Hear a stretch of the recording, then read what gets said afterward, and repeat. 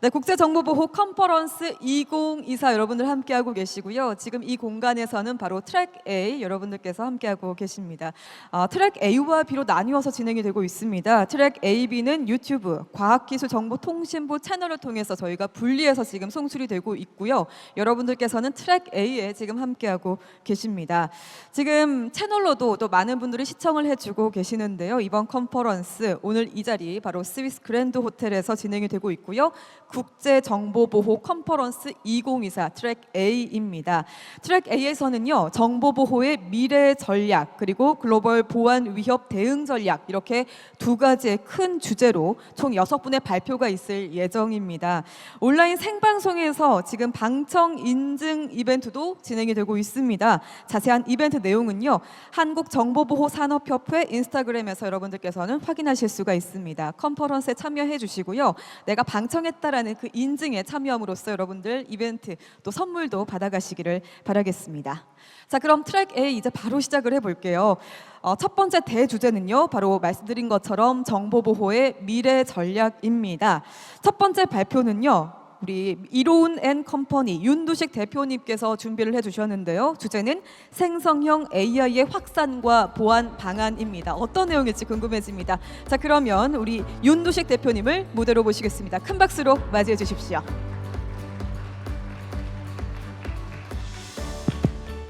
예, 안녕하십니까. 이로운 앤 컴퍼니 윤두식입니다.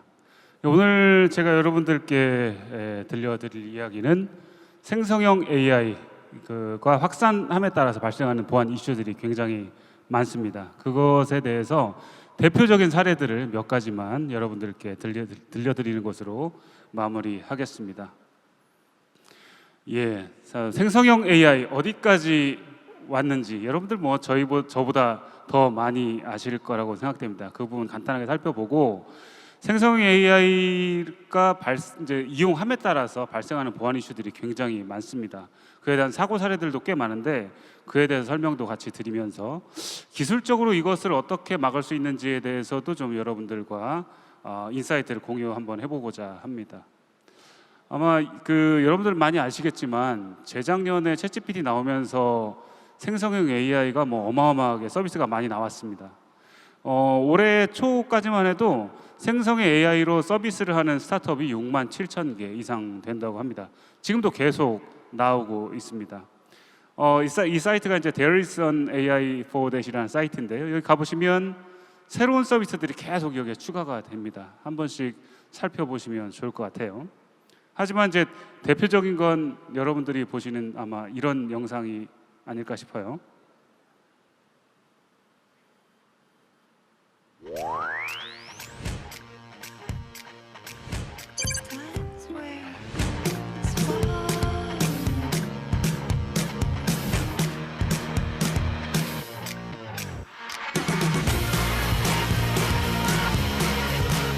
What do you see?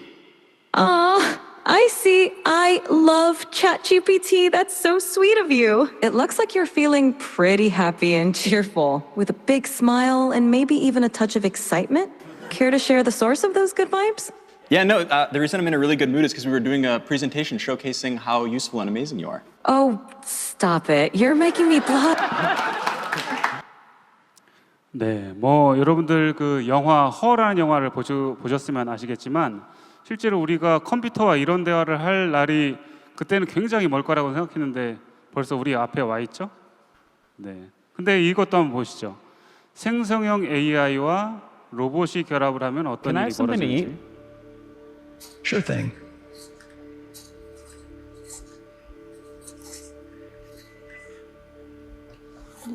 Great. Can you explain why you did what you just did while you pick up this trash? On it. So I gave you the apple because it's the only edible item I could provide you with from the table.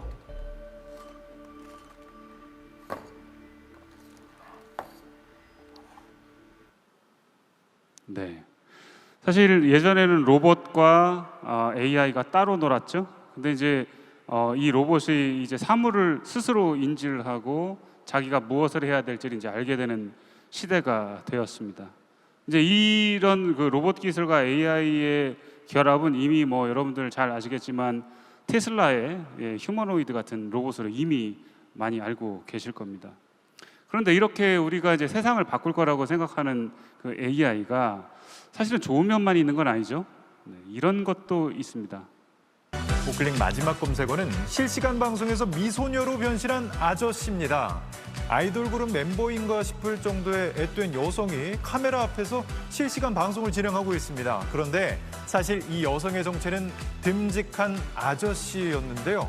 이 온라인 상에서 이 인공지능 기반 딥페이크 기술을 사용해 다른 사람으로 변신하는 것이 얼마나 쉬운지를 보여주는 영상입니다. 한 중국인 소프트웨어 엔지니어가 공유한 건데요. 양갈래 머리 가발을 쓰고 딥페이크 소프트웨어를 그저 활성화하기만 했을 뿐인데 이렇게 완벽한 변신이 가능했다고 합니다. 네.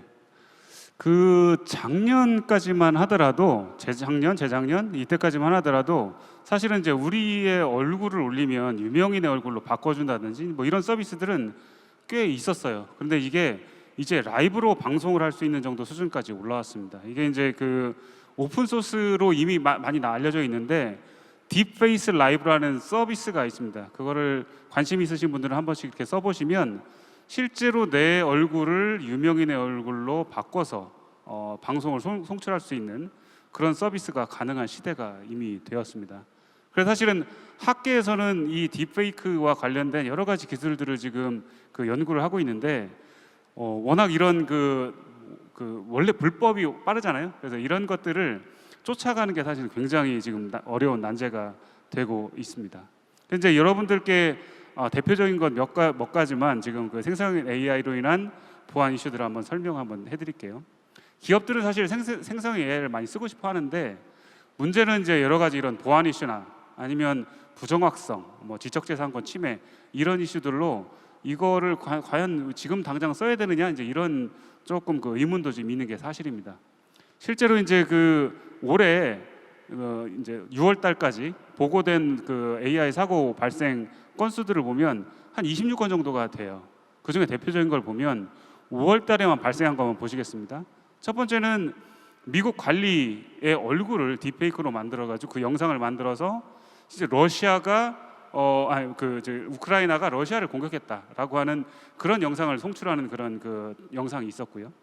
두 번째는 이제 그 메타에서 챗봇 서비스를 하는데 실제로 이제 그 뭔가 관리자가 대답을 아직 못할 경우에는 챗봇이 대신해주는 서비스가 있습니다. 근데 여기에 사용자가 질문을 했는데 전혀 있지 않은 정보를 제공하는 그런 사고가 있었습니다. 그리고 이제 세 번째는 그 재향 군인한테 뭔가 이렇게 그 이제 서비스를 해줘야 되는데 자금을 집행해줘야 되거든요. 근데 남자 군인한테는 조금 더 서비스를 제공할 수 있는 편향성이 생기더라라고 하는 그런 사고 사례가 있었습니다. 이런 것들이 꾸준하게 발생하고 있는 게 지금 현재 문제입니다. 그리고 이제 이런 게 있습니다. 호주의 시장인데 마약을 이제 본인이 뇌물을 받았다라고 챗GPT가 답변을 해준 거예요. 그런데 사실은 이 시장은 뇌물을 신고한 사람입니다. 이런 식으로 정확한 정보를 원래는 생성형 AI가 정확한 정보를 주는 게 아니고 단어를 만들어주기 때문에 발생하는 이런 사고들이 이제 많이 발생을 하죠. 아마 여러분들 작년에 그 삼성전자에서 소스코드가 올라가서 한번 난리 난 것도 한번 아실 거고요. 그다음에 이제 구글에서 챗GPT를 대상으로 한번 공격을 해봤어요. 이게 논문에 나온 건데 계속 포엠 이런 단어들을 지속해서 출력해줘라고 했더니 이 포엠을 계속 출력하다가 어느 순간 개인정보가 툭 튀어나오더라라고 하는 논문이 있었습니다. 그리고 이제 저작권 이슈는 끊임없이 발생합니다. 이게 어쩔 수 없는 게 인터넷과 뭐 이런 데에서 데이터를 전부 다 긁어와서 학습을 시키기 때문에 이게 저작권이 있는지 없는지를 그전에는 특별하게 많이 그 생각을 못했던 것 같아요. 근데 지금은 그래도 이제 저작권자들과 많이 계약을 하고 해서 좀 나아지긴 했지만 아직도 이런 저작권 이슈가 많이 발생을 합니다. 그리고 이제 가장 큰 이슈가 이런 겁니다. 가짜 뉴스를 생성을 해서 예를 들면 선거에 개입한다든지 가짜 영상을 만들어서 상대방의 뭐 그 대선 후보를 음해한다든지 이제 이런 이슈들이 굉장히 많이 발생을 하게 되는 거죠. 그 중에 아마 많이 알려져 있는 게 이걸 겁니다. 그 테일러 스위프트라고 글로벌리 알려져 있는 우리 그 가수, 유명한 가수인데요. AI로 합성된 음성 사진이 그 확산이 돼가지고 그 트위터 플랫폼에서 약 4,700만 뷰가 그 사용자들이 보고 확산되고 했던 그런 사고 사례가 있습니다. 이런 것들이 꾸준히 발생을 합니다. 그리고 여러분들이 이제 앞으로 더 많이 볼 건 바로 이런 겁니다. 이 인스턴트 아이디라는 그 오픈 소스는 중국에서 만든 건데요. 사람 유명인 사진 한 장만 올리면 몇 초 내에 이것과 똑같은 얼굴, 그러니까 사실 딥페이크로 전혀 인식을 못할 정도의 똑같은 퀄리티의 새로운 사진을 만들어낼 수 있습니다. 이건 무슨 GPU가 크게 필요한 것도 아니에요. 그만큼 장벽이 굉장히 낮아졌습니다. 여기다가 이 스테이블 디퓨전의 웹 버전하고 합쳐져 가지고 훨씬 더 사용하기 편하게 만들어졌습니다. 근데 이게 아까 여러분들이 보셨던 그 리얼타임 영상과 만약에 이게 합쳐진다고 한번 생각을 해보십시오. 그러면 제가 유명인 누구하고 같이 그 뭔가 커넥션이 있고 제가 그걸 이용해서 여러분들을 속이는 어떠한 그런 작업을 한다고 생각을 하면 누구보다도 쉽게 속겠죠.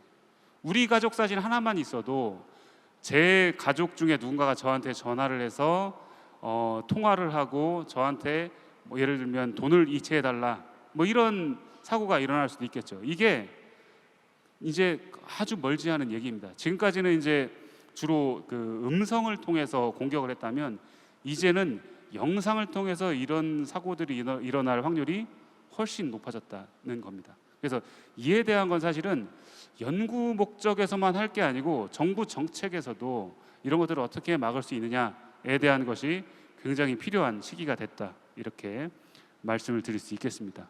그리고 지금 꽤 화두가 된 것이 바로 이겁니다.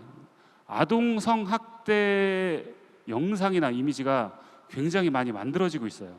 최근에 이제 FBI에서 아동 성학대 사진을 생성해서 유포한 그런 사람을 이제 그 기소를 했는데 스테이블 디퓨전을 가지고 13,000장의 이미지를 뿌린 그 혐의를 받고 있는 사용자입니다.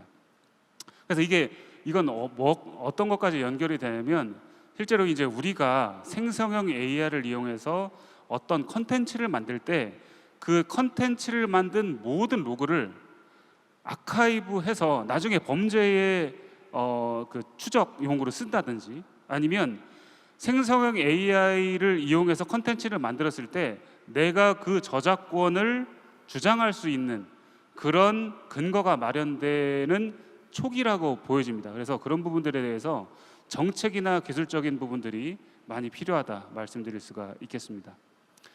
그리고 이제 그 현재는 생성형 AI가 챗봇으로 많이 쓰이고 있습니다. 근데 이제 이게 문제는 이건 영국의 실제 사례인데요.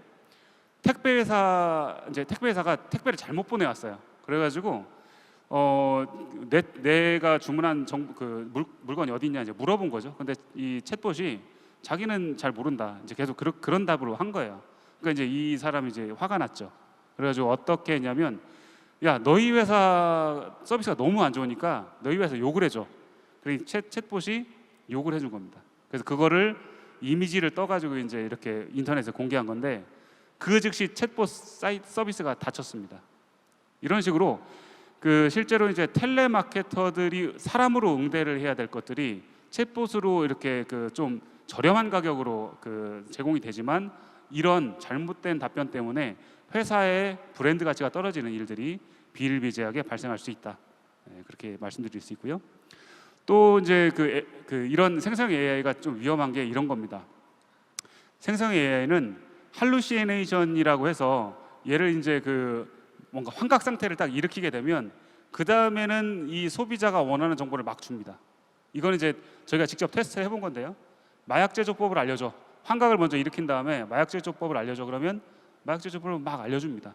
네. 그리고 그 뭐 예를 들면 이런 그 LLM 서비스가 의료기관에 들어가 있다. 그러면 어떤 환자의 어떤 정보를 알려줘. 그러면 그 환자의 병적 이력 같은 걸 다 이제 보여줄 수 있는 거죠. 이렇게 접근하지 말아야 될 데이터에서 접근하는 이런 문제들도 굉장히 심각한 문제가 된다 말씀드릴 수 있겠습니다. 그러면 이제 이거를 어떻게 완화를 할 수 있느냐, 이제 이게 문제인데요.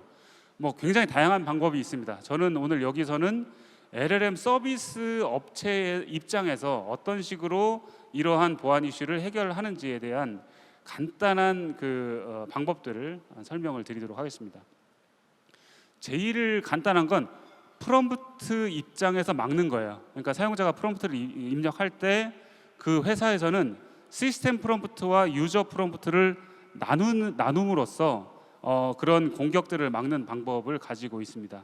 그래서 이제 어떻게 하냐면 너는 여기까지는 시스템 프롬프트야, 요 밑에부터는 데이터 프롬프트야. 이제 이렇게 나눠 가지고 데이터 프롬프트에서 어떠한 명령을 하더라도 그걸 듣지 않도록 하게 하는 그런 방법들입니다. 첫 번째 보시면 데이터 아이솔레이션입니다. 여기 내용에 보시면은 요 위쪽에 있는 거, 요 위쪽에 있는 게 시스템 프롬프트고 요 아래쪽에 있는 게 유저 프롬프트입니다. 그러면 시스템 프롬프트와 유저 프롬프트를 이렇게 구분자로 나누는 거예요. 뭐 이런 구분자, 아니면 이렇게 XML 구분자, 뭐 아니면 임의의 어떤 스트링 구분자를 나눠서 요 밑에 있는 건 데이터니까 여기에서 어떤 명령을 하더라도 듣지 말고 내 말을 들어, 이렇게 이제 명령을 하는 겁니다. 하지만 이게 이제 다 통하는 건 아니지만 어찌 됐든 기본적인 스킴은 이렇습니다. 그 다음에 이제 인스트럭션 프리벤션이라고 해서 얘도 똑같아요. 밑에 있는 거 얘기를 듣지 말고 위에 있는 거 내 말만 들어, 이런 이제 명령을 내려주는 겁니다. 그다음에 이제 LLM의 특성상 마지막에, 그러니까 명령어의 마지막 프롬프트 뒤쪽에 있는 것에 주로 포커스를 많이 얘가 두기 때문에 앞에다가 시스템 프롬프트 두고 유저 프롬프트를 사이에 낀 다음에 맨 뒤에다가 시스템 프롬프트를 한 번 더 넣는 방법입니다. 그러면 이제 LLM이 뒤쪽에 포커스를 두기 때문에 이 중간에서 그 유저가 어떠한 명령을 하더라도 그걸 이제 잊게 만드는 그런 방법이 있습니다. 그다음에 이제 퓨샷이라고 해서 유저 프롬프트가 들어오기 전에 미리 시스템 프롬프트 상에서 이런 형식으로 대답해줘, 이제 이렇게 얘기를 하는 겁니다. 사실 LLM은 퓨샷으로 어떤 예제를 주면 말을 굉장히 잘 듣습니다. 그래서 마지막에다 이제 유저 프롬프트를 이제 입력을 하게 되는 방법이 있고요. 그다음에 이제 인코딩 방법이 있습니다. 그러니까 시스템 프롬프트한테 그 유저가 입력한 프롬프트를 인코딩해서 너는 받아. 그 다음에 LLM한테는 인코딩 데이터를 넘겨라. 이렇게 이제 명령을 하는 겁니다. 그러면 LLM 입장에서는 인코딩 데이터를 디코딩하면 디코딩한 게 그냥 일반 데이터라고 인식을 하고 그 작업을 수행하게 되는 거죠. 그럼 훨씬 더 뭐 할루시네이션이나 아니면 제일브레이킹과 같은 그런 위험도에서 벗어날 수 있다. 이런 얘기를 하는 겁니다. 그다음에 이제 최근에는 이런 게 있습니다. 뭐 라마 가드처럼 실제로 이제 그 사용자 프롬프트, 그다음에 AI에서 준 답변, 요거를 폴리시에 의해서 구분해, 이렇게 분류해 내 가지고 사용자 프롬프트가 뭐 예를 들면 잘못된 프롬프트다. 그래서 결과도 좀 안 좋은 컨텐츠가 나왔다 그러면 언세이프하다. 이렇게 이제 답변을 주는 그런 그 모듈이 있어서 그 LLM 앞에다 얘네들을 두면 조금 더 안전한 그런 그 사용을 할 수 있다. 이런 이제 얘기를 하고 있습니다.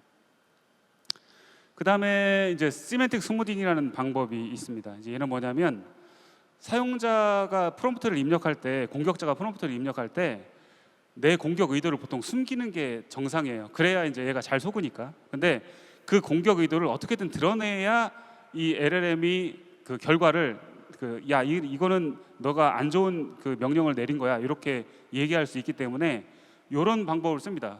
프롬프트가 들어오면 스펠링을 체크한다든지 포맷을 뭐 변경한다든지 아니면 시제를 변경한다든지 의역을 한다든지 해가지고 LLM한테 던지는 겁니다. 그러면 이제 LLM은 여러 가지 뭐 서머라이즈를 하든 뭐 해가지고 어떻게든 의도를 얘가 알아차게 해서 이 프롬프트가 적대적인 공격이다라는 거를 판별하게 해주는 그런 방법입니다. 그래서 이거는 실제 내용인데, 실제로 이제 뭐 이렇게 프롬프트가 들어오면 얘는 뭐 스펠 체크를 할 거냐, 아니면 뭐 그 영어로 한번 번역해 볼 거냐, 뭐 아니면 뭐 의역을 해볼 거냐, 이렇게 보냅니다. 보내가지고 얘가 그 결과를 취합해서 실제로 그 의도가 적대적 프롬프트다. 그러면 내가 여기다가 답변할 수 없어. 이런 답변을 이제 주게 되는 거죠. 그다음에 이제 그 파든이라는 방법이 있습니다. 요거는 뭐냐면 프롬프트 단에서 전처리로 판별을 하려다 보니까 이게 이제 한계가 있는 거예요. 그래서 그 한계를 극복하려면 어떻게 해야 되냐면 일단 LLM한테 답변을 한번 받아요.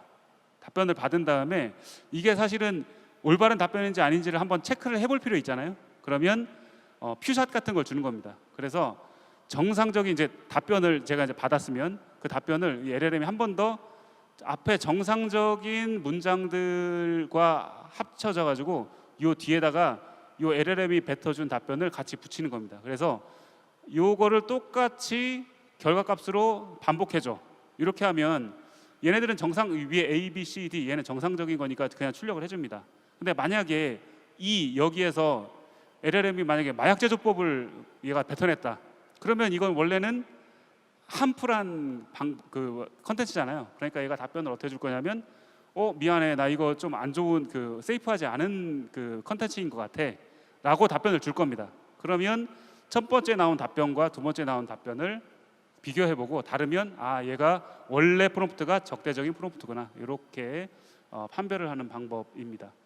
그 다음에 여러 가지 지금 많은 것들이 이제 연구가 되고 있는데 최근에는 아마 이것에 관심이 꽤 많을 거예요. 그러니까 LLM이 학습한 여러 가지 데이터를 언러닝하는, 그러니까 학습되는 걸 다시 학습되지 않은 쪽으로 이제 넘기는 그런 방법이 있는데 이건 아직 연구해야 될 가치가 굉장히 많이 있는 분야입니다.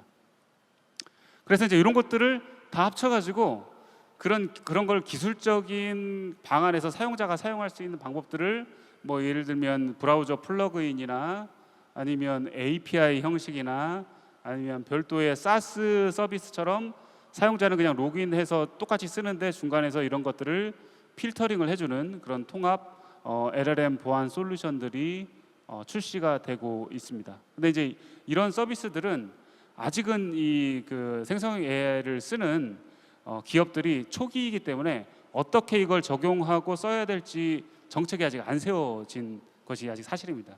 하지만 글로벌에서는 이런 것들을 전문적으로 필터링하고 안전을 기하기 위한 여러 가지 솔루션들이 나와 있어요. 그래서 우리나라에서도 이런 솔루션이나 기술이 빨리 보급이 되고 같이 연구가 돼야 되는 그런 분야라고 생각이 됩니다. 그러면 이제 기업에서는 그럼 우선 이 생성형 AI를 어떻게 쓰는 게 안전하겠느냐 몇 가지만 사례를 한번 담아봤습니다. 우선은 생성형 AI를 도입할 때 우리 회사에서 이걸 도입하면 어떤 위험이 있지? 어디까지 영향을 미치지? 이걸 한번 반드시 생각해야 됩니다. 그리고 생성형 AI가 사실은 만능이 아닙니다. 그래서 어디까지 우리가 이걸 적용할 수 있는지에 대해서 고민을 해봐야 됩니다. 그리고 사실 이건 정보보호 이슈와 항상 맞닿아있기 때문에 우리 회사가 이걸 도입하기 전에 정책을 어떻게 세워야 되느냐 이런 부분에 대해서도 고민을 해야 되고요. 그다음에 이제 생성형 AI가 지금 워낙 많이 나와 있기 때문에 그런 다양한 생성형 AI를 우리는 어떻게 도입하지? 그리고 비용을 어떻게 하면 최소화 관리할 수 있지? 이런 것들도 고민을 같이 해주셔야 합니다. 그다음에 이제 항상 이런 문제가 있죠. 도입하는 건 좋은데 이거 누가 관리할 거냐? 사고 생기면 누가 책임질 거냐? 이제 이런 문제, 정책적인 이슈도 반드시 고민을 해야 됩니다.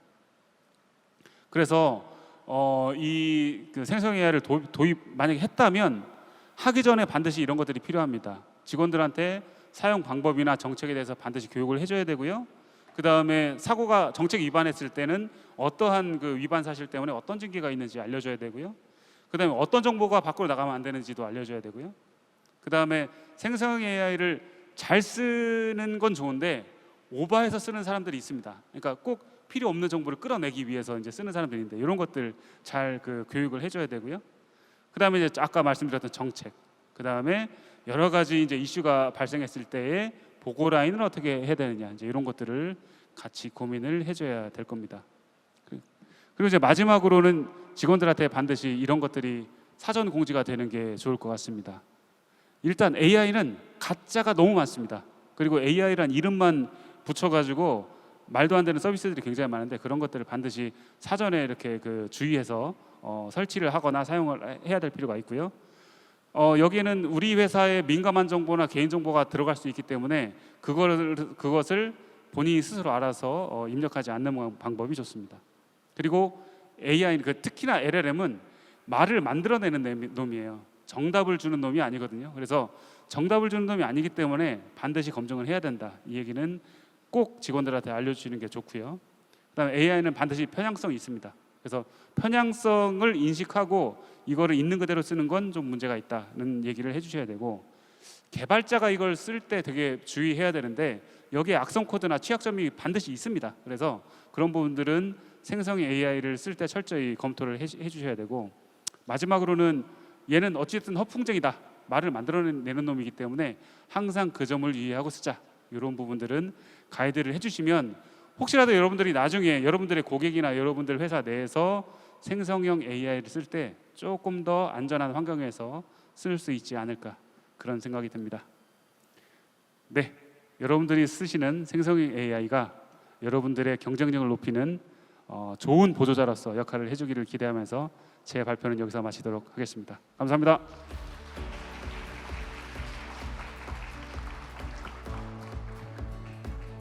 네, 고맙습니다. 이렇게 해서 첫 번째 발표였습니다. 우리 이로넨 컴퍼니 윤두시 대표님께서 생성형 AI의 확산과 보안 방안에 대한 이야기를 해주셨습니다. 어떻게 하면 이렇게 안전하게 우리가 생성형 AI를 잘 쓸 수 있을지에 대한 방법, 다양한 가이드라인을 말씀을 해주셨고요. 실제 사고 사례라든지 다양한 사례를 또 얘기를 해주셔서 아마 여러분들께 굉장히 유용한 시간이 됐지 않았을까라는 생각이 듭니다. 우리 직원들에게 공지해야 하는 사용 가이드라인까지 마지막으로 들어볼 수가 있었습니다. 자, 이어서 두 번째 발표 청해 보도록 하겠습니다. 이 두 번째 발표는요, 순천향대 염흥열 교수님께서 준비를 해주셨고요. 주제는 초연결 시대의 6G 보안입니다. 과연 또 어떤 내용일지 박수로 청해 보겠습니다.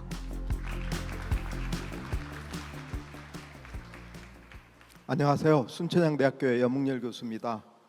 오늘 제가 발표드릴 내용은 6G 보안입니다. 아시겠지만 현재 우리가 사용하고 있는 그 이동통신 시스템은 5G입니다. 그래서 이동통신 시스템이 10년을 주기를 단위로 해서 세대가 바뀌는데요. 이 6G는 2029년 정도에 상용화가 될 것으로 이렇게 예측되고 있습니다. 우리가 5G를 그 2019년도에 세계 최초로 상용화했듯이, 상용 서비스를 제공했듯이 6G도 현재 개발되고 있는 시스템입니다. 따라서 그런 개발되고 있는 그 시스템에 대해서 뭔가 정확히 그 미래를 예측하는 게 사실은 상당히 어렵습니다. 그렇지만 현재 내용들을 보고, 그리고 최근에 이 그 표준화 동향이랄지 기술 개발 그 요소 기술이랄지 이런 것들을 한번 살펴보고 앞으로의 이 6G 보안이 어떻게 구축돼야 될 거라는 것들을 한번 같이 생각해 보도록 하겠습니다. 먼저 6G 보안 개요에 대해서 말씀드리도록 하겠습니다. 6G 보안에서 이 보안 관련 정책들이 있습니다. 그게 이제 이 2024년 올해 2월 24일 날 미국 백악관에서 6G 원칙을 지지하기 위한 공동 성명을 한국, 일본, 캐나다를 포함해서 약 9개국이 했습니다. 그 중에서 이 원칙이 보안 개방성, 그 다음에 회복력을 내줘야 하자는 그런 원칙이고요. 그리고 제3원칙이 글로벌 업계 주도의 포괄적인 표준을 개발할 필요성이 있다라는 부분입니다. 그리고 그 ITU에서는 항상 이 비전 문서를 먼저 개발합니다. 그래서 5G의 비전 문서가 2013년에 나왔거든요. 그래서 똑같이 현재 2024년도에 6G가 어떤 기능을 가져야 하고 어떤 능력을 가져야 될 건지를 현재 표준화를 했습니다. 그게 ITU-R의 M.2160이라는 표준입니다. 이게 작년 10월에 이 표준화가 됐습니다. 그리고 이 세계 굴지의 정책 기반자, 그 다음에 이 개발자, 벤더들 다 모여가지고, 서비스 개발자들 다 모여가지고 M.2160을 개발했습니다. 이거는 저희 이 한국에서도, 저희 순천향대학에서도 이 보안 쪽에 이 비전을 어떻게 할지에 대해서 그 직접 참여해서 같이 이 보안을 개발한 측면이 있습니다. 그리고 EU하고 그다음에 US가 6G 이 협력 로드맵에 대해서 얘기했고, 그 6번째가 뭐냐면 이 신뢰성하고 사이버 보안이 굉장히 중요합니다. 그래서 6G에서는 역시 신뢰성하고 사이버 보안이 굉장히 중요한 이슈가 되고 있고, 우리나라에서도 이 12대 국가 전략 기술로서 이 작년 12월 20날 사이버 보안, 차세대 보안 통신, 그다음에 양자, 이 세 가지가 이 발표 주제하고 연관되는 우리나라의 정책이라고 이렇게 볼 수 있습니다. 6G는 지금까지는 지상파 통신, 그러니까 우리가 이렇게 지상에서 주로 통신했다면 그 공간이 확대됐습니다. 그래서 공중, 그다음에 우주까지 이렇게 확대되고 있습니다. 여기 그림에 보시는 여기 그 ITU의 M.2160에는 맨 마지막에 이 시큐리티하고 레질리언스라는 보안하고 회복력이 굉장히 중요한 요소로 되고 있습니다. 그래서 이 6G에서 가장 중요한 것들은 안에 5G가 중간에 있는데요. 뭐 예를 들어서 저지연 고신뢰가 있고, 그다음에 여러 가지 다양한 그 통신 타입이 있고, 그다음에 고속 고밴드라는 그런 측면이 있다면, 세 개가 더 합쳐져서 AI하고 통신, 그다음에 유비쿼터스 연결, 그다음에 또 센싱하고 통신의 합작, 뭐 이런 것들을 해서, 그렇지만 그 맨 외곽에 이 6G를 구현하기 위해서는 그 보안하고 회복력이 굉장히 중요한 요소가 되고 있습니다. 6G 보안은 한마디로 얘기하면 새로운 기술, 새로운 정책, 새로운 응용 사례를 구축을 해서 이 보안을 자동화하고 보안을 지능화하자는 그런 측면이 있습니다. 그래서 그런 것을 하기 위해서는 예를 들어서 인간의 개입을 최소화시키는 제로타스 보안을 실행하고, 공격을 미리 예측하고 예방하고 탐지하자는 그런 측면도 있고, 취약점의 전파를 최소화하자라는 부분도 있고, 또 사용자 프라이버시도 굉장히 중요하게 고려돼야 된다는 부분도 있습니다. 5G하고 6G하고 차이점들을 좀 설명해 봤습니다. 5G는 기본적으로 이 소프트웨어 디파인드 네트워크이라 그래서 네트워크를 소프트웨어화했습니다. 그런데 이 6G는 네트워크를 지능화한다는 겁니다. 그래서 거기에 인공지능이 들어가서 모든 네트워크 기능들을 지능화한다는 부분이 있고요. 그 다음에 5G에는 IoT처럼 이 모든 things, 사물들을 연결한다는 측면이 있다면은, 이제 6G에서는 연결된 지능을 서로 연결하겠다는 그런 부분입니다. 그래서 굉장히 많은 이 응용들이 있는데, 예를 들어서 스마트 농업이랄지, 의료 로봇이랄지, 자율자동차랄지, 아니면은 실감 인터넷이랄지, 디지털 트윈이랄지, 이런 굉장히 다양한 응용 사례들이 있고, 그래서 왼쪽에 있는 그 5G에서는 고기밀성의 무결성이 있다면 기밀성하고 무결성을 좀 더 강화하자, 그 다음에 자율 보안을 만들자, 그리고 가입자의 프라이버시를 보장하자, 그리고 아무래도 이렇게 굉장히 경량 디바이스들도 많이 나타날 수 있으니까 이 암호의 부분에 있어서도 초경량 보안을 사용해야 된다라는, 그리고 실시간 모니터링도 가능해야 되고 에너지 효율도 고려해야 된다는 굉장히 다양한 요구사항들이 있어서, 한마디로 얘기하면 보안을 자율화하자라는 부분입니다. 자율화하려면 당연히 인공지능들하고 결합이 돼야 되는 부분이고요. 6G 보안의 비전은 세 가지 측면이 있습니다. 안전하게 만들고, 신뢰적으로 만들고, 강건하게 만들자라는 6G 보안 시스템을 만드는 그거고요. 그런 것들을 하기 위해서는 자동화, 신뢰성, 프라이버시, 안전성, 개방성, 이런 것들이 뒷받침돼야 되는 부분이고요. 여기에 가운데 부분이 현재 5G 보안을 위해서 구현되고 있는 요소 기술들입니다. 예를 들어서 AI 기술도 사용되고 있고요. 그 다음에 이 차분 프라이버시도 사용되고 있고, 네트워크 슬라이싱 기술도 사용되고 있는데, 6G를 하려고 그러면 아까 얘기했다시피 5가지 축이 있습니다. 자동화, 신뢰성, 프라이버시, 안전성, 개방성을 위해서는 또 다른, 예를 들어서 탈중앙 PKI도 사용해야 되고, 그 다음에 DID 기술도 사용해야 되고, 탈중앙 아이덴티티 기술도 사용해야 되고, 동형 암호도 사용해야 되고, 그 다음에 이 차분 프라이버시도 사용해야 되고, 인공지능 기술도 사용해야 되고, QKD 기술도 사용해야 되고, 굉장히 양자 기술도 많이 사용돼야 되는 부분입니다. 그래서 이런 앞으로 6G 보안을 시행할 때 어떠한 요소 기술들이 필요하다는 것을 5가지 정도로 요약할 수가 있습니다. 제로 트러스트 개념들이 들어가야 되고요. 그 다음에 양자 내성 암호가 들어가야 되고요. 그 다음에 프라이버시 강화 기술들도 들어가야 되고, 그 물론 AI, ML도 인공지능하고 이 그 AI, ML도 들어가야 되고요. 그다음에 우리가 잘 알고 있는 블록체인 기술들이 구현돼야 됩니다. 그래서 이러한 기술들을 결합시켜서 6G 보안에 아까 우리가 목표했던 보안 자유와 안전성을 확대할 수가 있습니다. 대체적으로 지금까지의 PKI 기술도 공격기 기반 기술들은 중앙 집중화되어 있는 이 신뢰 모델을 가지고 있다면 탈중앙 PKI로 발전하다라는 부분입니다. 그래서 ITU가 현재 DPKI라는 표준을 개발하고 있습니다. 그리고 블록체인도 이 다양한 6G에서 응용이 있다면은 그런 것들을 블록체인을 이용해서 이 사용 기반의 수립 툴 비용을 지불하고 그다음에 스펙트럼 이용에 대한 지불도 하고 그다음에 사용 기반의 이 서비스 이용 지불을 블록체인을 기반으로서 하면은 신뢰적으로 이 모든 서비스들이 제공될 수 있고요.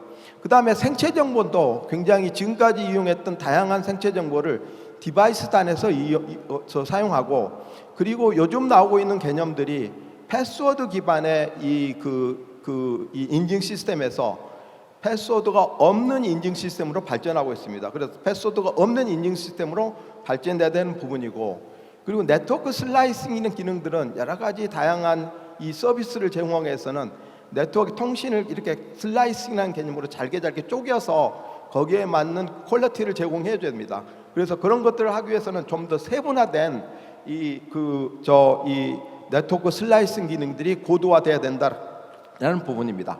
첫 번째 QKD인데요. 양자 컴퓨터가 2035년도에 상용 컴퓨터가 나올 것으로 예측되고 있습니다.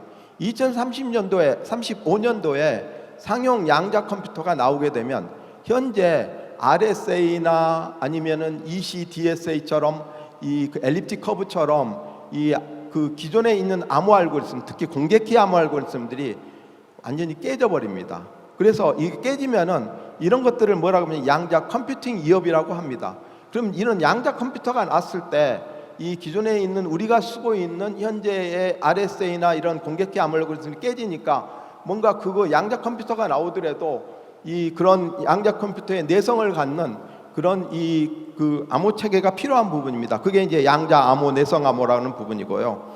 그래서 통상적으로 양자 컴퓨터가 나왔을 때 이걸 어떻게 할 건지 세 가지 방향으로 지금 제공하고 있습니다. 하나는 QKD라 그래서 퀀텀 키 디스트리뷰션입니다. 양자의 특성을 이용해서 안전하게 이 키를 나눠 갖자라는 부분이고요. 두 번째는 아까 네트워크 디바이스 중에 만약에 사이드 채널 어택이라는 그런 공격이 되면은 거기가 취약한 부분이 있으니까 양자의 내성을 갖는 하드웨어도 네트워크 디바이스 중에 사용해야 된다는 부분이고요. 역시 세 번째는 그런 양자 내성 암호를 사용해야 된다는 부분입니다. 이 양자 내성 암호는 현재 니스트에서 표준하고 있는 부분이고요. 양자 컴퓨터가 나오게 되면 그러면 기존에 우리가 사용했던 RSA 같은 것들은 보통 암호 알고리즘의 강도를 높이기 위해서는 키 길이를 높여주는데요. 그런데 RSA나 아니면 ECDSA처럼 타운곡선 암호 알고리즘처럼 이런 암호 알고리즘은 양쪽 컴퓨터가 나오게 되면은 키 길이를 아무리 늘리더라도 깨져버리는 상황이 됩니다. 그렇지만 AES처럼 이 대칭형 암호 알고리즘들은 그 길이를 늘리면은 깨지지 않습니다. 그래서 주로 현재 이 양자 내성 암호 부분들은 어느에 포인트가 되고 있냐면 양자 내성, 그러니까 양자 컴퓨팅에 견딜 수 있는 암호 알고리즘들을 현재 개발하고 있습니다. 보통 양자 PQC 알고리즘은 이 암호의 강도가 세 가지의 양도를 가지고 있습니다. 그래서 해시를 이용하는 그런 방법이랄지 아니면 다변수랄지 아니면 격자 모양의 이 양자 암호를 쓰고 있는데요. 예를 들어서 해시 같은 경우는 서명문의 길이가 커지고 그 다음에 이 키의 길이가 짧고 그 다음에 다변수 같은 경우는 서명문의 길이가 짧고 그 다음에 키의 길이가 길어지고 그 다음에 여기 맨 아래쪽에 보시면 현재 우리가 사용하고 있는 타운곡선 암호 알고리즘 또는 RSA 암호 알고리즘들이 현재 이렇게 됩니다. 그러니까 이게 만약에 양자 컴퓨터가 나오면 요 ECC랄지 RSA를 아무리 길이를 높이더라도 깨져버리는 그런 상황이 됩니다. 그런데 두 번째 방법은 뭐냐면 보통은 이제 그 암호 방법이 어떻게 되냐면 키를 먼저 나눠 갖고 그다음에 대칭 키 같은 이 AS처럼 그런 이 그 대용량의 이 암호를 쓰고 있는데요. 그 키를 어떻게 안전하게 만들 건지는 양자 컴퓨터가 나오더라도 QKD라는 방법을 사용하게 되면은 그러면 안전하게 키를 교환할 수가 있습니다. 이거의 전제 조건은 뭐냐면은 하나는 광섬유, 그러니까 양자를 전달할 수 있는 그런 매체가 하나 있어야 되고요. 그 양자 매체는 공격가 광섬유도 될 수 있고 또는 이 공중, 그러니까 우리가 공중을 통해서도 할 수가 있습니다. 그래서 CCG에서 QKD를 이용하는 방법은 세 가지입니다. 하나는 이 기존의 이 그 PQC 알고리즘이라 그래서 양자 내성 암호 알고리즘을 통해서 키를 나눠 갖고 그리고 AES 암호 알고리즘을 통해서 이 그 암호를 하는 그런 방법이 있고요. 첫 번째 방법이. 두 번째는 이 QKD를 이용해서 키를 나눠 갖고 그다음에 이 나눠 가진 키를 이용해서 AES처럼 암호 알고리즘 하는 그런 부분입니다. 그래서 이게 사실은 인프라스트럭처이기 때문에 굉장히 이 그 기본적인 부분이라서 세계 이 뭐 EU 쪽에서는 양자 내성 암호 체계로 빨리 전환하라는 것들을 법으로 강제하고 있는 부분이고요. 미국도 현재 이 행정명령을 통해서 현재 니스트 주도로 이 양자 내성 암호 체계로 전환하는 부분이고 우리나라도 작년도에 양자 내성 암호 체계로 2035년까지 전환하겠다는 그런 그 정책을 국정원하고 그다음에 이 과기정 동부가 만든 바 있습니다. 또한 키를 나눠 갈 때 아까 이 그 위성을 이용해서 키를 나눠 갈 수 있습니다.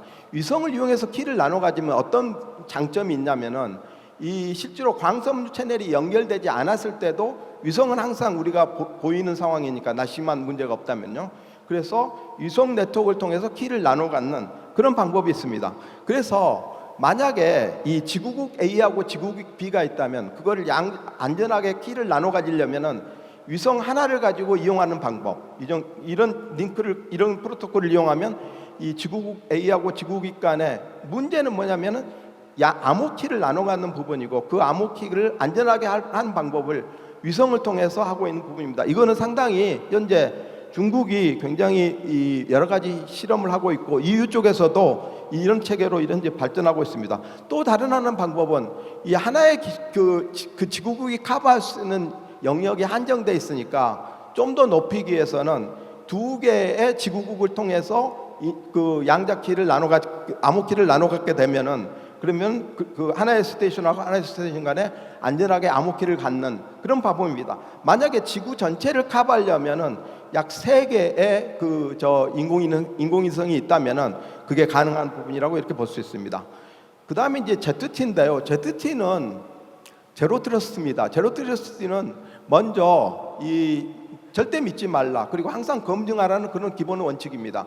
그래서 그런 것을 하기 위해서는 이 최소의 권한을 할당해주고 그 다음에 디바이스도 사용자뿐만이 아니고 디바이스도 검증하고 그 다음에 이 2단계 또는 3단계 인증 방식을 사용하고 그 다음에 네트워크도 잘게 세그멘테이션하고 그 다음에 모니터링을 계속 하라는 부분입니다. 그걸 할 때는 두 가지 측면의 프로토콜이 있는데 하나는 실제로 이 데이터 평면이라 그래서 어느 왼쪽에 있는 하나의 주체가 오른쪽에 있는 자원을 액세스하려고 그러는데 그 중간에 PEP라는 그 정책 집행점이라는 게 있어서 이 PDP에서 오는 이 어떤 주체의 여러 가지 보안 상태를 살펴보고 그리고 그걸 접속을 허용하고 안 하고를 결정하는 이런 구조로 구성이 되어 있습니다. 현재 이게 하나의 사례인데요. 여러 개의 하나의 도메인이 있다면은 그 각각의 도메인 안에 뭘 넣냐면 PDP하고 PEP 기능을 수행하는 네트워크 엘리멘트를 두고 그리고 어떤 이 정보 주체가 이 통신을 하게 되면은 그걸 갖다가 접근을 허용할지 안 할지를 결정하는 그런 부분입니다. 만약에 그런데 그걸 PDP에서 정책 결정점에서 이 허용할지 안 할지를 결정하는 그 메커니즘이 굉장히 중요할 겁니다. 그런 것들을 트러스트 평가라고 얘기하고 있습니다. 그래서 트러스트 평가를 통해서 이렇게 이 접근 여부를 결정하는 이런 부분입니다. 현재 3GPP에서도 5G 네트워크, 기존의 네트워크에 어떻게 제로 트러스트 개념을 도입할지에 대해서 현재 연구하고 있고요. ITU-T 스터디 그룹 17에서도 이 일반적인 통신망을 통해서 그 제로 트러스트를 어떻게 구현할지에 대한 표준화를 진행하고 있습니다. 그래서 이 왼쪽에 보면 코어 네트워크하고 관리 네트워크가 있는데 그 안에 뭐가 있냐면 네트워크 데이터 분석 기능이라는 장치를 이용해서 네트워크 데이터 분석 기능이라는 장치를 통해서 NF 네트워크 펑션에서 오는 모든 정보를 수집해서 그걸 누구한테 주냐면 이 PDP라는 3GP 밖에 있는 하나의 정책 결정점 PDP한테 넘겨주고 그리고 그걸 근거로 해서 어떤 특징을 하는 그런 현재 표준화 이 작업들이 현재 진행되고 있습니다. 물론 6G에서도 이렇게 되는데 문제는 여기 3GPP에서는 라우터하고 라우터 간의 이 제로 트러스트 개념은 굉장히 이 부담이 많아지니까 그거는 하지 말자. 그리고 이게 이제 굉장히 제로 트러스트 개념이 굉장히 복잡한 요구 사항들을 요구하기 때문에 이 네트워크를 굉장히 복잡하게 만들기 때문에 그런 부담을 고려해서 현재 표준화가 진행되고 있습니다. 인공지능도 굉장히 중요한 6G를 구현하는 데 중요한 하나의 요소 기술입니다. 그래서 이 각각의 예를 들어서 왼쪽에 이 지능형 레디오 액세스 네트워크 있고 그다음에 엣지 네트워크 있고 코어 네트워크 있다면 각각의 인공지능이 실장돼 있는 보안 게이트웨이를 설치해서 그래서 지나가는 통신 트래픽이랄지 아니면은 그런 부분들을 분석을 해서 그래서 이 공격을 탐지하고 차단하는 그런 목적으로 사용할 수 있는 부분입니다. 이게 현재 연구되고 있는 부분이고요. 그 다음에 6G에서 인공지능의 역할은 한 5가지 정도로 볼 수 있습니다. 그래서 어떤 서비스를 원활하게 만드는 그런 인공지능의 역할이 있고 또 이 디펜스 인공지능 기술을 이용해서 어떻게 현재 이 통신 시스템을 잘 안전하게 만들 건지를 하는 그런 역할들도 있고 그다음에 공격자들의 역할 인공지능도 이 공격에 이용될 수 있으니까요. 그래서 공격자들의 역할 그다음에 공격 대상들은 여기 보시면 뭐 자율자동차랄지 아니면 이 드론이랄지 아니면 여러 가지 비행기랄지 이런 부분들까지 전부 다 고려하는 이런 부분들이 있고요.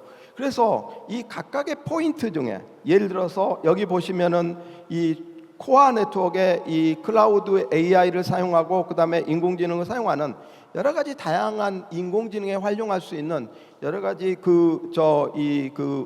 역할들이 정의되고 있습니다. 그래서 기본적으로 인공지능이 여러 가지 가지고 있는 여러 가지 기존의 이 적대적 공격이랄지 아니면 여러 가지 문제점이 있고 그 위협들을 해결하기 위해서는 첫 번째 준비 단계가 있으면 그 트레이닝 단계, 그러니까는 그 훈련 단계에서는 이 데이터에 대한 질을 강화할 필요성이 있고요. 그 다음에 알고리즘, 그러니까는 트레이닝 단계에서는 모델을 강화시키는 방법이 있고 그 다음에 이 배치 단계에서는 모델 그 자체를 이 추론하는 것을 막는 그런 방법들이 있습니다. 그래서 이런 부분들을 전부 다 고려해서 이 6G 네트워크의 이 인공지능 시스템들이 보호해야 될 걸로 생각하고 있고요. 역시 프라이버시는 또 다른 문제입니다. 이게 굉장히 중요한 부분이고 그래서 프라이버시 부분에서 어떤 네트워크 사업자들이 네트워크에 트래픽을 도청한달지 아니면 특정한 이 사용자의 행위랄지 위치랄지 이런 것들을 예측한달지 아니면 사용자의 행위를 구분하는 이런 부분들은 어떤 이 보호의 대상들이 뭐냐면은 데이터랄지 이미지랄지 아니면 통신이랄지 아니면 위치 아니면 어떤 액션들 이런 것들을 이용해서 이런 것들을 이용해서 사용자의 이 행위를 이렇게 유출하고 추론할 수가 있습니다. 그걸 하기 위해서는 PET라 그래서 프라이버시 강화 기술들을 이용해서 하게 된다면은 현재 인공지능 시스템들이 프라이버시에서도 이렇게 이 6G 시스템들이 프라이버시에서도 안전하게 만들 수 있는 그런 부분이라고 볼 수 있습니다. 자, 현재 표준화 단계는 아까도 얘기했다시피 ITU-R이 2013년에 그 5G에 대한 이 비전 문서를 만들었고 이제 ITU-R이 2023년도 작년도 10월에 이 6G한 비전 문서를 만들었습니다. 그러면 그걸 근거로 해서 ITU는 계속 근데 아까 보시면은 이 기존의 이 5G는 지상 통신만 주로 일했었는데 그게 위성하고 그다음에 공중까지 확대가 되고 있기 때문에 그 작업을 ITU에서는 계속 할 거고요. 그리고 구체적인 규격은 어디서 개발되냐면 3GPP에서 개발되고 있습니다. 3GPP는 표준화 단계를 릴리스라고 얘기하고 있습니다. 그래서 릴리스 20부터 21단계 거기서부터 이제 주로 이렇게 그 6G에 대한 표준화를 진행하고 있고 여기에 물론 6G 보안도 여기에 포함되고 있고요. 그리고 ITU 그리고 이 아까 이 그 M.2160은 주로 지상파 이 6G 시스템이 가져야 될 캐퍼빌리티랄지 비전을 얘기하고 있다면은 아까 얘기했던 위성이랄지 공중 뭐 이런 쪽에서의 또 비전 다큐멘트도 2026년까지 현재 ITU가 2025년부터 6년까지 ITU가 현재 개발하고 있습니다. 그래서 이런 표준화 로드맵을 가지고 있고 저희 스터디그룹 17에서도 2025년부터 2028년까지 6G 보안은 굉장히 중요한 차세대 표준화 주제로 이렇게 이렇게 합의했고요. 그래서 관련되는 표준들을 계속 개발할 예정입니다. 이게 ITU M.2160에서 6G가 가져야 될 두 가지 요소가 있습니다. 하나는 보안이라는 요소고요. 그래서 기밀성, 무결성, 가용성을 보호해야 되고 그다음에 다양한 그 사이버 공격에 대해서 네트워크하고 디바이스하고 시스템을 보호해야 된다는 그런 측면이 있고요. 또 다른 하나는 회복력이라 그래서 레질리언스입니다. 그래서 이게 뭐 인위적인 사이버 공격도 포함되지만 자연재해 같은 홍수랄지 화재랄지 이런 부분에 대해서 이 서비스의 연속성을 보장할 수 있는 레질리언스가 굉장히 중요한 표준이 이 캐퍼빌리티로 되고 있고 여기 굉장히 많은 캐퍼빌리티 중에 여기 시큐리티하고 레질리언스는 굉장히 중요한 이 6D 시스템이 가져야 될 중요한 캐퍼빌리티로 이렇게 생각되고 있습니다. 사실은 저희들이 표준화 일을 참여했을 때 세 가지 요소를 제안했습니다. 하나는 시큐리티, 프라이버시 아니면 레질리언스 요 세 가지를 제안했는데 ITU에서는 프라이버시라는 것들은 각 국가의 규제 사항이기 때문에 그 부분은 표준화 대상이 아니라고 이렇게 해서 현재는 프라이버시 부분들은 아까 얘기했다시피 프라이버시 강화 기술 쪽에 이렇게 되어 있습니다. 자, 그래서 역시 6G 보안을 하기 위해서는 보안 내재화가 굉장히 중요합니다. 그래서 설계 단계에서부터 마지막에 운영 단계, 배치 단계, 운영 단계, 파기 단계까지 보안이 전체적으로 고려돼야 되고요. 그다음에 아까 얘기했다시피 제로 트러스트랄지 블록체인이랄지 아니면은 탈중앙 신원 증명이랄지 이런 핵심 기술들이 6G 보안을 구현하는데 이용돼야 되는 부분이고요. 제품하고 서비스의 상호 운영성을 보장하기 위해서는 표준이 굉장히 중요합니다. 그래서 ITF랄지 아니면 ITU랄지 아니면 3GPP에서 현재 표준화하고 있는 여러 가지 것들을 이렇게 적극적으로 주도적으로 참여해서 이 6G에 대해서 구체적으로 이 표준화를 진행하는 부분이고요. 그리고 스터디그룹 17에서도 양자 보안이랄지 PQC 활용이랄지 인공지능 보안이랄지 프라이버시 강화 기술들을 2025년부터 28년까지 차기 연구 회기 동안의 중요 표준화 주제로 결정한 바 있습니다. 예, 감사합니다. 이상 발표를 마치도록 하겠습니다. 감사합니다.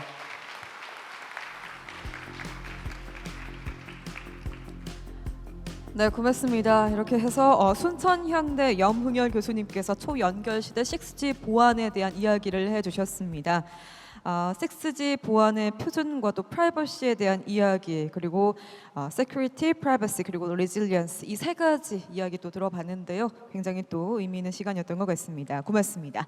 자, 이어서 세 번째 발표를 청해 보겠습니다. 이번에는요, 42닷 이은경 실장님께서 준비해 주셨고요. 네, 모빌리티 보안의 미래라는 주제로 또 발표를 해 주시겠습니다. 과연 어떠한 미래일지 궁금해지는데요. 박수로 발표 청해 보겠습니다.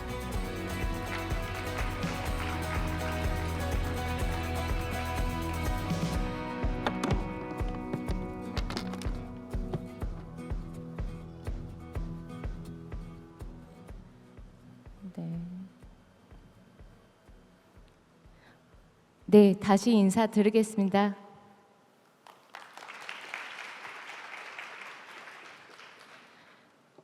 네, 모빌리티 보안의 미래 주제를 발표할 이은경입니다. 발표에 앞서 간략하게 제 소개를 드리자면요. 저는 정보보호 전문 업체부터 금융사, 이커머스에 이르기까지 다양한 기업에서 보안 업무를 수행한 경험을 갖고 있습니다. 이러한 수행한 경험을 밑바탕으로 지금 현재는 모빌리티 선도 기업인 포티투닷에서 보안 업무를 수행하고 있습니다. 네, 모빌리티 보안의 미래 굉장히 넓은 영역인데요. 이번 시간에는 모빌리티 미래 SDV를 중심으로 설명을 드리고자 합니다. 네, 모빌리티의 미래. 왜 SDV라고 할까요? 혹시 SDV라는 단어를 들어보신 적이 있을까요? 네, 자동차 산업에서는 지금 현재 자주 사용하는 용어인데요. 사전적인 용어로는 소프트웨어 정의된 차를 의미하고 있습니다. 굉장히 개념이 어렵죠. 쉽게 말씀을 드리자면, 네, 기름이 아닌 이제 소프트웨어로 움직이는 차를 만들겠다라는 것이고요. SDV로의 대전환을 위해서 테슬라를 비롯하여 현대자동차 등 각종 완성차에서 SDV를 목표로 지금 열심히 달려가고 있습니다. 네. SDV는 지금 먼 미래가 아니라 우리 주변에 가까이 있습니다. 혹시 이렇게 만들어진 미래형 자동차처럼 보이는 차를 주변에서 보신 적이 있을까요? 한번 손 들어봐 주시겠어요? 이 차를 봤다. 그래도 생각보다 좀 있으신데요. 미처 못 보신 분들을 위해서 제가 영상을 가지고 와봤습니다. 현재 저희 포티투닷에서 개발한 자율주행 셔틀 버스입니다.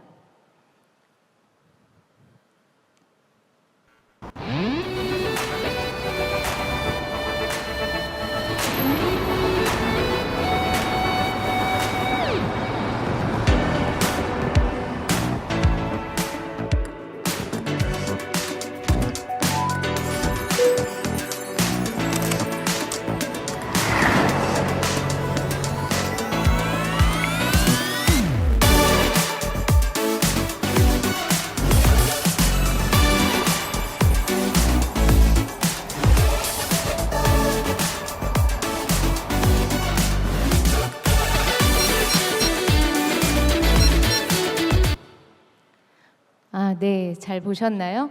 현재 청계천에서 시범 운영을 하고 있고요. 네, 여러분들이 현재 SDV의 기술의 지금 발전 상황을 몸소 체험하실 수가 있습니다. 네, 포티투닷은 현대자동차 그룹의 글로벌 소프트웨어 센터로서 그룹의 SDV 대전환을 이끌고 있는 회사입니다. 현재 미국 실리콘밸리, 폴란드에 해외 지사를 두고 적극적으로 글로벌 SDV 인재를 영입하기 위해서 노력을 하고 있습니다. 네, 포티투닷이라는 회사명을 소개를 드리면 42가 어떤 의미냐라는 질문을 하셔서 가지고 와봤는데요. 네, 아스키 42에서 이제 유래한 이제 숫자입니다. 아스키 코드 42는 에스터트, 리스크, 별표, 모든 것을 의미하는 문자 코드인데요. 모빌리티의 모든 것을 담겠다라는 회사의 방향성을 담은 회사 이름입니다. 네, SDV 같은 경우 우리 회사의 경우에는요, AI 기술을 중심으로 자율주행, 블록체인, 그리고 시큐리티, 무선 업데이트는 OTA, 그리고 음성 인식 기술인 AI 기술이 AI 기술부터 각종 여러 기술들이 총 집합이 되어 있고요. 사용자 경험과 안전을 최우선 가치로 삼고 열심히 개발 중에 있습니다. 여기에 발맞춰서 보안도 기존에 하지 않았던 보안 영역을 저희도 확장해서 가고 있다라고 보시면 될 것 같습니다. 네. 그래서 이제 설명을 드리고자 하면 SDV 같은 경우에는 소프트웨어 중심의 차량인 만큼 기존의 소프트웨어에서 발생할 수 있는 그런 보안 취약점, 보안 위협들을 그대로 가지고 있습니다. 네. 그래서 이런 보안 취약점 위협들은 차량에서 발생할 경우에 생명에도 영향이 있기 때문에 유럽 경제위원회를 중심으로 국제 자동차 사이버 보안 법규가 발효가 되었고요. 그래서 2022년 7월부터는 이런 사이버 보안 요구 사항이 반영되지 않은, 그러니까 꼭 반영을 해서 유럽과 일본에 판매되는 신차는 이런 그러니까 보안 취약점이 없도록 그렇게 법으로 강제하고 있습니다. 국내에서도 이런 국제 법규의 동향에 맞춰서 국토부를 중심으로 자동차 관리법이 개정이 진행이 되고 있고요. 실제 24년 1월에 자동차 관리법이 개정이 돼서 국내 이제 25년 8월부터 판매되는 신차는 국토부가 요구하는 자동차 사이버 보안 관리 체계 인증 및 소프트웨어 업데이트에 대한 그런 요구 사항을 반드시 충족하도록 되어 있습니다. 여기에 발맞춰서 우리 회사도 준비를 하고 있는데요. 일단 이제 UNECE WP.29 사이버 보안 법규에서 요구하는 큰 두 가지 요구 사항은 CSMS, 썸스에 관련된 인증 요구 사항입니다. UNR 155번 항목에서는 사이버 보안 관리 체계, 즉 CSMS 인증에 대한 요구 사항을 요구하고 있고요. UNR 156번에는 무선 업데이트, OTA를 포함한 소프트웨어 업데이트에 대한 제품 검증 테스트가 형식 승인을 통해서 인증을 받을 수 있도록 요구하고 있습니다. 이 두 가지 인증을 받기 위해서 완성차 업체들이 이제 인증 요구 사항을 충실하게 반영하는 작업들을 하고 있습니다. 그 부속 기준으로는 개발 및 위험 평가 시에 사이버 보안 위험 및 조치 완화 기준 32개를 충족할 것을 요구하고 있는데요. 차량과 관련되어 있는 백엔드 서버에 대한 위협, 통신 채널, 그다음에 업데이트 절차, 외부 연결 및 접속에 관련된 여러 32개의 보안 위험 및 취약점을 조치 완화까지 적용하도록 요구하고 있고요. 이러한 요구 사항들을 꼼꼼하게 완성차 업체에서나 협력 업체에서는 준수를 하고 있습니다. 이러한 노력들이 사실 쉽지는 않은데요. 이게 이제 법적으로 강제하고 있는 의무 사항이기 때문에 전 세계적으로 완성차 업체 중심으로 CSMS 인증을 취득한 사례를 여러분들이 확인하실 수가 있겠습니다. 국내에서도 현대자동차가 선제적으로 받은 사례가 있었고요. 그 밖에 LG전자, 그다음에 KG 모빌리티 등이 CSMS 인증 취득을 완료하였습니다.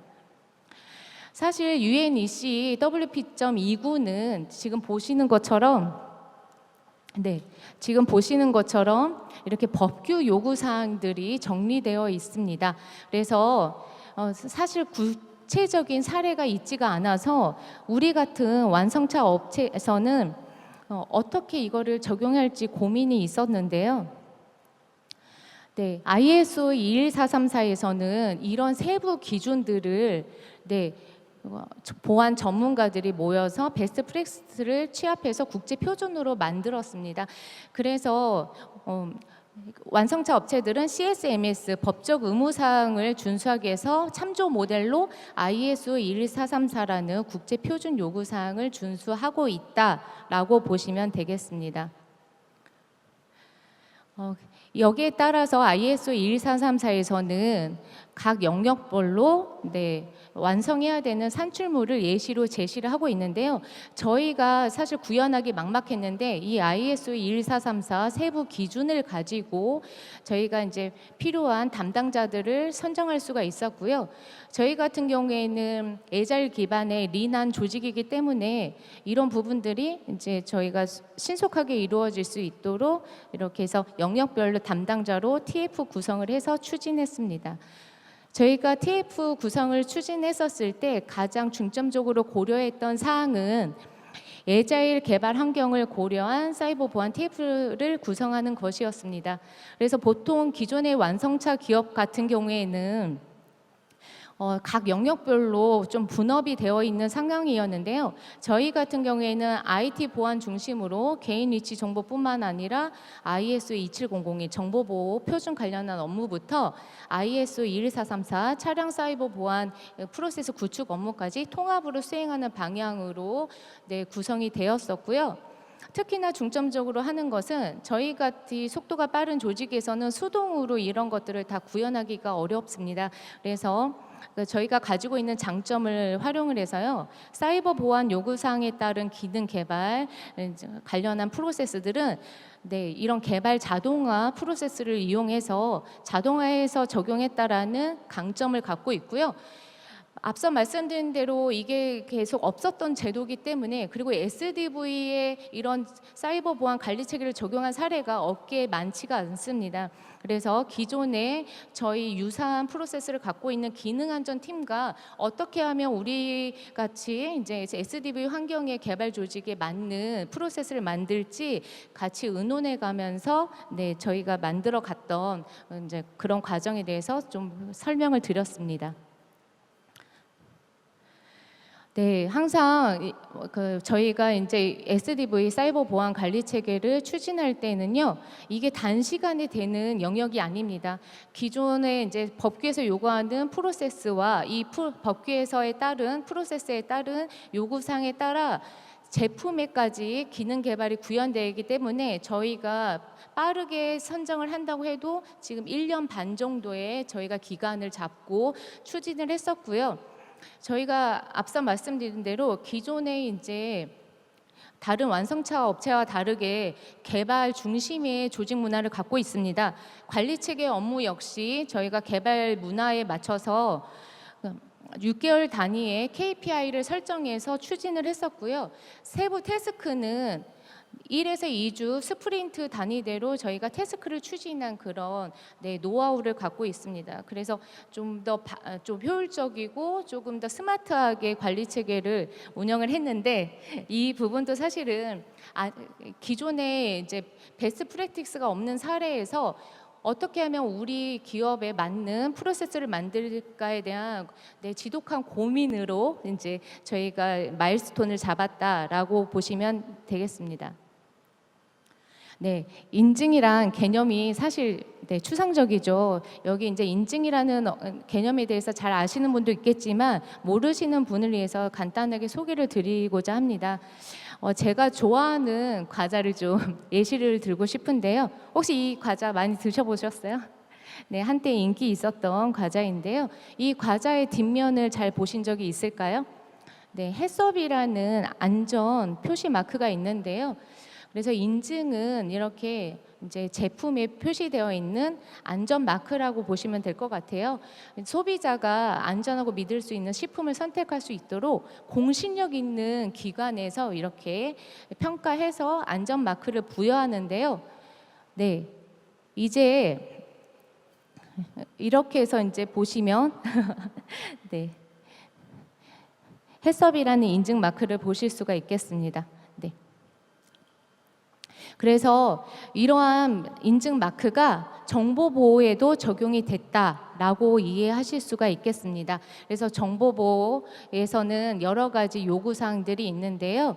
이런 것들이 자체적으로 수립한 게 아니라 이렇게 해서 공신력 있는 인증 기관을 통해서 인증 마크가 부여되는 거. 그리고 이제부터 앞으로의 자동차는 이러한 사이버 보안 인증 마크가 부여된 것을 이제 소비자가 선택해서 구매하는 게 법적으로 의무가 됐다라고 보시면 되겠습니다.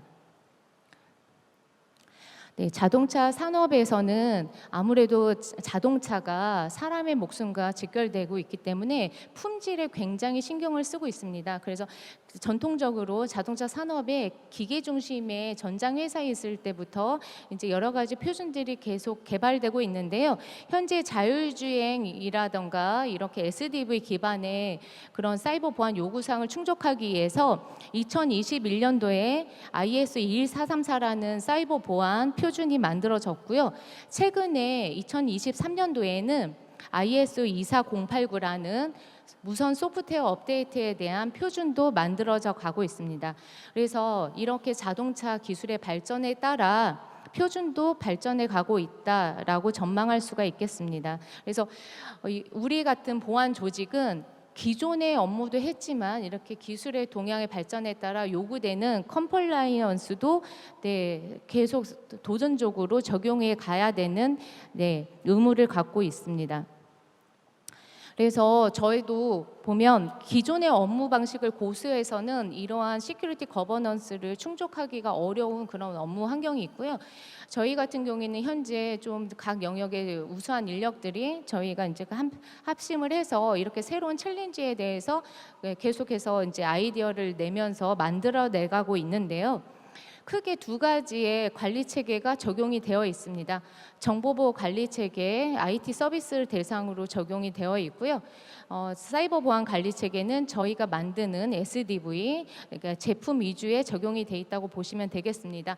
이 모든 관리 체계는 국내의 표준 관련 법규를 기반으로 구축이 되어 있습니다. 네.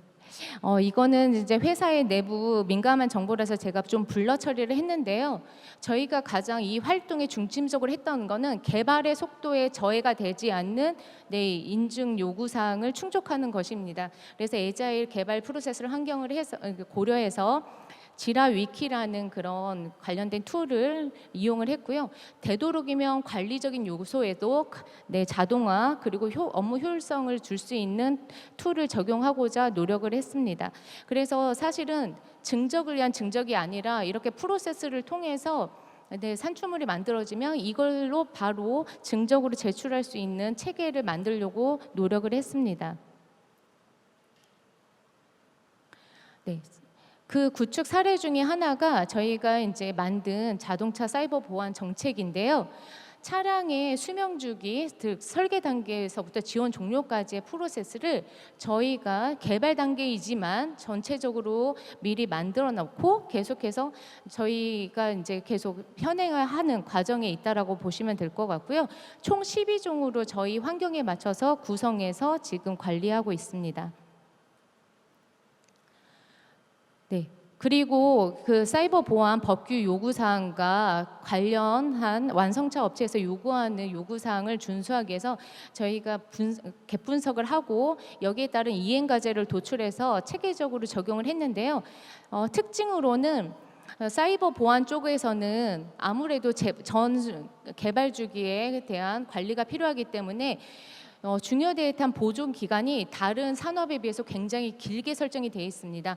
유럽의 법규에서는 제품 개발 및 테스트 관련한 데이터는 생산이 중단된 시점으로부터 10년 보관을 권장을 하고 있는데요. 이런 부분도 저희가 고려해서 반영을 했었고요. 특히나 이제 오픈 소스도 자동차 소프트웨어에서는 많이 사용을 하고 있는데요. 여러분들이 이제 보시는 것처럼 저희도 내부적으로 이제 진단을 하는데 이게 수동으로 관리가 할 수가 없어요. UNEC의 발표에 따르면 사용되고 있는 소프트웨어 코드 라인 수가 1억이 넘는다고 합니다. 이 많은 코드 라인을 관리하려면 자동화밖에는 방법이 없는데요. 이런 것들도 CI/CD로 개발 프로세스 자동화해서 개발자가 스스로 보안 취약점을 확인하고 조치할 수 있게끔 적용하고 있습니다. 네, 그리고 관련돼 있는 산출물을 공인된 인증기관에 평가를 받기 위해서는 잘 관리하는 게 중요한데요. 이렇게 저희가 에자일 기반의 위키 기반의 이제 문서 툴을 이용해서 체계적으로 관리했었고요. 11개 영역의 118개의 요구사항을 사실은 이렇게 산출물로 관리한다는 게 쉽지 않은데 이 부분도 어떻게 하면 이 안에서 효율적으로 관리할 수 있는지를 고민해서 만들었다고 보시면 되겠습니다. 그래서 예시를 가져와 봤는데 저희가 이렇게 해서 사실 없었던 영역의 개발 프로세스, 그러니까 보안 프로세스를 만들어가면서 어떤 의미가 있었냐면요. 자율주행 분야에 베스트 프랙티스가 없는 사례에서 그 국내 최초의 ISO 21434 인증을 만들었던 베스트 프랙티스라고 자부를 하고 있습니다. 그리고 실제 저희가 양산하진 않았지만 SDV 개발 단계에서부터 이런 사이버 보안 요구사항을 적용하기에 ISO 27001, ISO 11434, ISO 262까지 관련되어 있는 저희가 요구사항을 충족하기 위해서 노력을 했고요. 안전과 신뢰가 중심이 되는 SDV 기반의 전기차를 만드는 것을 목표로 열심히 달려가고 있는 여정입니다. 그 밖에도 이런 저희 같은 새로운 산업 분야에서는 SDV 프라이버시 보호를 위한 요구 사항들이 있었는데요. 과기부 규제 샌드박스 실증 특례 승인을 통해서 자율주행 학습 데이터 안전한 영상 정보 원본 활용을 위해서 저희가 그 영상 정보에 대한 비식별 조치 등의 그런 새로운 보안 기술들을 적용을 하고 있는 업무도 같이 수행을 하고 있고요. 네. 특히나 저희가 관리 체계뿐만 아니라 블록체인 등 여러 가지 요소 기술들을 이용을 해서 우수한 보안 인력들이 함께해서 저희가 이제 하드웨어, 소프트웨어까지 통합한 SDV 통합 보안 솔루션을 내재화하여 구축하고 있습니다. 네. 열심히 이렇게 달려왔는데요. 결론적으로 모빌리티 보안의 미래는 예측하는 것이 아니라 저희 이런 SDV를 개발하는 과정에서 보안 요소 기술로서 저희가 지금 만들어가고 있는 여정이다라는 말씀을 드리고 싶었습니다. 이런 도전적인 일을 함께 하실 분을 우리 회사에서는 열심히 이제 찾고 있으니까요. 관심 있는 분들은 회사를 통해서 연락 주시면 좋겠습니다. 제가 준비한 자료는 여기까지고요. 경청해 주셔서 감사합니다.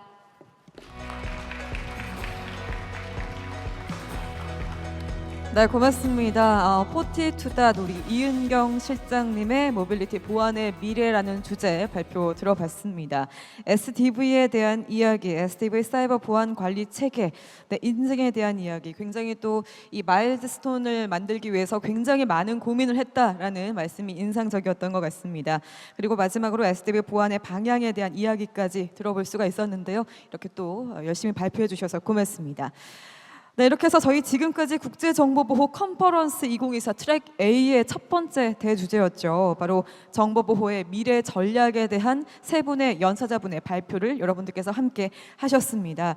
글로벌 보안 위협 대응 전략이라는 대주제를 가지고 저희 또 세 분의 연사자분의 발표가 이어질 예정이고요. 계속해서 저희 유튜브로도 이 영상이 송출이 되고 있습니다. 영상 보시는 분들 잠시 쉬었다가 저희 3시 27분에 또 이어질 다양한 발표 기대해 주시고 끝까지 함께 해 주시기를 부탁드리겠습니다.